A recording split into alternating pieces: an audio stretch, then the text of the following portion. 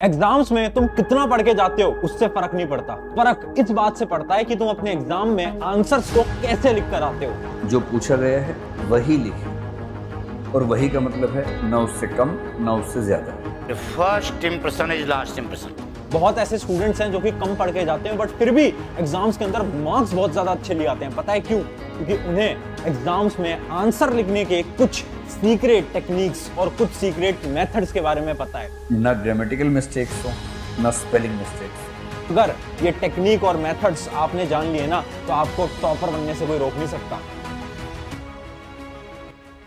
Hi everyone, मेरा नाम है Prashant, mentor of thousands of students, और आज आप सभी के लिए बहुत ज्यादा इंपॉर्टेंट वीडियो लेकर आया हूं। वीडियो है how to write exams like a topper. देखो, बोर्ड एग्जाम्स आ चुके हैं, बहुत सारे कॉम्पिटिटिव एग्जाम आ रहे हैं, बहुत सारे स्कूल लेवल एग्जाम आ रहे हैं। अगर तुम एक स्टूडेंट हो, ये वीडियो तुम्हारे लिए बहुत ज्यादा इंपॉर्टेंट है। इस वीडियो को बनाने से पहले मैंने कई टीचर्स से बात करी जो कि बोर्ड एग्जाम के अंदर कॉपीज को चेक करते हैं, जैसे CBSE board, ICSE board, UP board, और उन सबसे मैंने इंफॉर्मेशन ली। और एक इंफॉर्मेशन जिसने मुझे शॉक कर दिया, वो इंफॉर्मेशन पता क्या थी? कि इस चीज से फर्क नहीं पड़ता कि एक स्टूडेंट एग्जाम के अंदर कितना पढ़ के आ रहा है, बट फर्क इस बात से पड़ रहा है कि वो एग्जाम के अंदर अपने आंसर्स को लिखकर कैसे आता है। अगर आपको आंसर लिखने का सही तरीका आ गया ना तो आपके 5 से 10 नंबर तो ऑटोमेटिकली इंक्रीज हो जाएंगे। मैंने इस वीडियो को बनाने से पहले कई सारे स्टूडेंट से भी बात करी और मैंने उन सभी की प्रॉब्लम्स को यहां पर लिखा। प्रॉब्लम्स क्या है? पहली प्रॉब्लम है स्पीड स्लो। बहुत सारे ऐसे स्टूडेंट्स होते हैं जो कि आंसर्स को जब लिखते हैं तो उनकी स्पीड बहुत ज्यादा स्लो होती है, जिससे कि उनका पेपर छूट जाता है। दूसरी प्रॉब्लम क्या है? Bad writing. सबसे बड़ी समस्या हर एक स्टूडेंट के दिमाग में चल रहा होता है, क्या अगर मेरी राइटिंग बहुत ज्यादा बेकार है तो क्या मेरे एग्जाम में नंबर कटेंगे या नहीं कटेंगे? बहुत बड़ा सवाल। उसके अलावा अगली प्रॉब्लम है कट्स इन द आंसर। बहुत सारे स्टूडेंट्स ना आंसर को से कट कर देते हैं बीच बीच में से, क्या उसके भी नंबर कटते हैं? और लास्ट प्रॉब्लम है आंसर्स एग्जाम के अंदर याद नहीं आते, है ना? तो उसका क्या सोल्यूशन है? अगर आप भी ये सारी प्रॉब्लम्स को फेस करते हो तो अभी वीडियो को पॉज करके पहले यस लिख देना। अगर फेस नहीं करते, वीडियो को पॉज करके नो लिख देना, ठीक है? अब ये सारी की सारी प्रॉब्लम्स मैंने एक एक करके आपके जो बोर्ड एग्जाम में टीचर्स चेक करते हैं ना कॉपी, उन सबसे पूछी। तो जो पहली और सबसे बड़ी प्रॉब्लम थी ना, बैड राइटिंग, सबसे पहले मैंने ये पूछा, क्या बैड राइटिंग से फर्क पड़ता है? तो तुम शॉक हो जाओगे आंसर जान के, क्योंकि हर एक टीचर ने बोला कि राइटिंग से फर्क नहीं पड़ता जब तक कि वो राइटिंग रीडेबल है, पढ़ी जा सकती है। अगर आपकी राइटिंग इतनी बेकार है कि उसे कोई पढ़ ही नहीं सकता तो हाँ फर्क पड़ता है, तो हाँ नंबर कटेंगे। बट अगर आपकी राइटिंग रीडेबल है, टेंशन फ्री रहो, नंबर नहीं कटेंगे, ठीक है? और अगर आपको अपनी राइटिंग को सही बनाना है तो इसी के ऊपर मैंने एक वीडियो बना रखी है जिससे कि आप 10 दिन के अंदर अपनी राइटिंग को सही कर सकते हो, ठीक है? अब अगला सवाल मैंने उन टीचर से ये पूछा कि ये बताओ, ठीक है राइटिंग से फर्क नहीं पड़ता तो फर्क किस बात से पड़ता है? नंबर किस चीज पे डिपेंड करते हैं? तो उन्होंने मुझे एक छोटा सा एग्जांपल दिया और वही एग्जांपल मैं आज आप सभी के सामने लेकर आया हूं। इमेजिन करते हैं दो स्टूडेंट हैं, उन दोनों स्टूडेंट की आंसर कॉपी मेरे पास है, ठीक है? एक स्टूडेंट है राम, एक स्टूडेंट है श्याम। अब देखते हैं राम की कॉपी। सबसे पहले राम कैसे क्वेश्चंस को अटेम्प्ट करता है, अगर आप देख पा रहे होगे तो वो सीक्वेंस में अटेम्प्ट करता है, जैसे कि क्वेश्चन नंबर 1 2 3 4 ऐसे। राम क्या कर रहा है? क्वेश्चंस को सीक्वेंस में अटेम्प्ट कर रहा है। जबकि अगर आप श्याम की नोटबुक देखो तो आप देखो ये सीक्वेंस में अटेम्प्ट नहीं कर रहा। पहले इसने तीसरा क्वेश्चन किया, फिर दूसरा करा, फिर पहला करा, ऐसे इसने अलग सीक्वेंस में अटेम्प्ट करा। अब जब इन दोनों की कॉपीज चेक होके आई ना तो राम के बहुत ज्यादा नंबर थे और श्याम के बहुत कम नंबर थे। ऐसा क्यों हुआ? ऐसा इसलिए हुआ क्योंकि एक टीचर आपके नंबर पता है कहां काट सकता है? जब आप अपने आंसर्स को सही सीक्वेंस में नहीं लिख कर आते। और यही है हमारा पॉइंट नंबर 1, क्वेश्चन सीक्वेंस। देखो, इमेजिन करो एक टीचर के पास दिन में बहुत सारी कॉपीज है चेक करने के लिए, ठीक है? अब आपके जैसे बहुत सारे स्टूडेंट्स की उन्हें कॉपी चेक करनी है। अब होता क्या है ना कि वो जब वो कॉपीज को चेक करते हैं ना, और अगर कुछ स्टूडेंट हैं जिन्होंने आंसर्स को सीक्वेंस में लिख रखा है, जैसे कि पहला क्वेश्चन, फिर दूसरा, फिर तीसरा, और कुछ ऐसे स्टूडेंट हैं जिन्होंने रैंडमली लगा रखा है, पहले तीसरा सवाल कर लिया, फिर 10वां सवाल कर लिया, फिर पहला सवाल कर लिया, ऐसे। तो होता क्या है ना, एक टीचर जब ऐसे कॉपीज को चेक करते हैं ना तो परेशान हो जाते हैं, उन्हें बड़ी प्रॉब्लम आती है। और जब उन्हें प्रॉब्लम आती है तो उनको बहुत ज्यादा इरिटेशन होती है और इस जगह पर आपके नंबर बिल्कुल कट सकते हैं, बिल्कुल कट सकते हैं, जबकि इस जगह में आपके नंबर नहीं कटने वाले। अब कुछ स्टूडेंट्स यहाँ पर सवाल पूछेंगे। इमेजिन करो अगर मुझे पहला सवाल आता था बट मुझे दूसरा सवाल नहीं आता था, तीसरा सवाल नहीं आता था, अब मैं क्या करूं?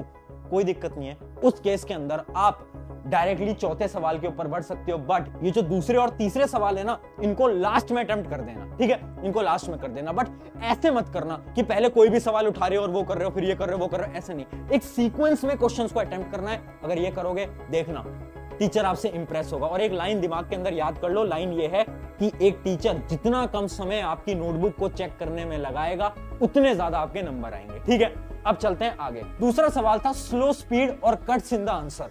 बहुत बार होता है ना कि आंसर ही हमारे छूट जाते हैं क्योंकि हमारी राइटिंग स्पीड बहुत स्लो है ना।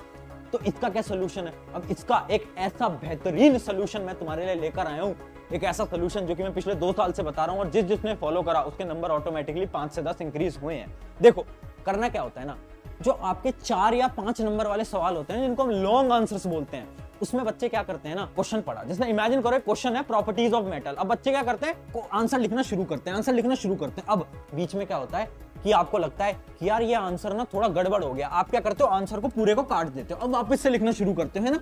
ऐसे करते हो ना, कितने स्टूडेंट्स ऐसा करते हो ना। इससे क्या होता है, टाइम वेस्ट होता है, जिस वजह से आपका पेपर छूट जाता है। अब सोल्यूशन क्या है, देखो आपने देखा होगा आपकी जो आंसर शीट होती है उसकी जो लास्ट का पेज होता है वो रफ पेपर होता है। ठीक है, अगर आपको रफ पेज नहीं मिलता तो आप लिख सकते हो लास्ट पेज के ऊपर हेडिंग डालो रफ और उसके ऊपर आप कुछ भी लिखो, टीचर को फर्क नहीं पड़ता। ठीक है, अब सुनो करना क्या है आपको, जैसे ही एक लॉन्ग आंसर आता है, जैसे कि इमेजिन करो एक सवाल आया प्रॉपर्टीज ऑफ मेटल बताओ, 5 नंबर का सवाल आया। अब आपको क्या करना है, लास्ट में जाना है नोटबुक के रफ साइड में और आपको क्या करना है, वो जो 5 पॉइंट आप सोच रहे हो ना उनको शॉर्ट में लिख लो। जैसे कि पहला पॉइंट है कि मेटल्स आर हार्ड, तो बस यहाँ पर हार्ड लिख लिया पहला पॉइंट, दूसरा पॉइंट लिख लिया, तीसरा पॉइंट लिख लिया, ऐसे लिख लो लास्ट पेज के ऊपर जल्दी।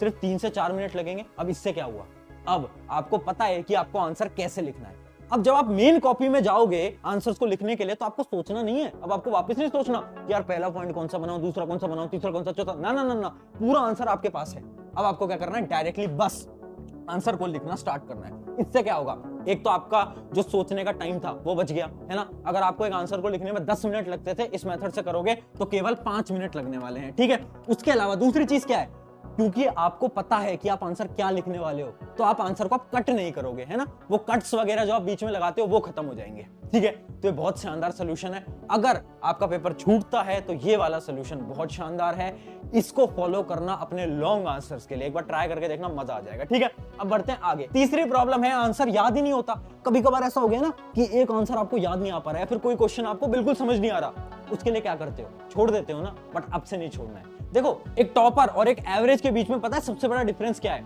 एक टॉपर जो है ना वो जिस आंसर को उसको नहीं आता ना उस आंसर को भी अटेम्प्ट करके आता है, जबकि एक एवरेज बच्चा आंसर को छोड़ के आता है। अब आपको क्या करना है, आंसर्स को छोड़ के नहीं आ रहा है, इमेजिन करो कोई आंसर जो आपको नहीं आता, देखो उसको कैसे अटेम्प्ट करना है। पहला स्टेप है रिकॉल दी चैप्टर। जैसे एक सवाल आए सबसे पहले सोचना कौन से चैप्टर का है यार, अच्छा ये तो उस चैप्टर का है, मेटल एंड नॉन मेटल का है। उसके बाद क्या करना है, आपको टॉपिक को रिकॉल करना है, अच्छा ये उस टॉपिक का है। अब उस टॉपिक की जो भी इंफॉर्मेशन आपको याद है ना उसको लिखकर आ जाओ पैराग्राफ की फॉर्म में। किसकी फॉर्म में, पैराग्राफ की फॉर्म में।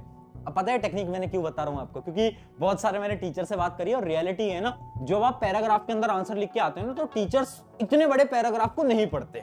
ऑनेस्टली बता रहा हूं, 99% केस के अंदर तो यही होता है, बड़े बड़े पैराग्राफ्स को नहीं पढ़ा जाता। ठीक है, अब उससे क्या होगा, अगर आपका आंसर थोड़ा बहुत गलत भी होगा ना तो पैराग्राफ की वजह से वो आंसर छुप जाएगा, और अगर 5 नंबर का सवाल है ना तो 2 नंबर तो आपको मिल ही जाएंगे। बट जबकि अगर आप पॉइंट्स में आंसर को लिखकर आते, जो आंसर आपको नहीं आता, तो उसमें क्या होगा, टीचर पकड़ लेगा कि अच्छा इसको तो आंसर नहीं आता और वो आपका पूरा कट कर देगा।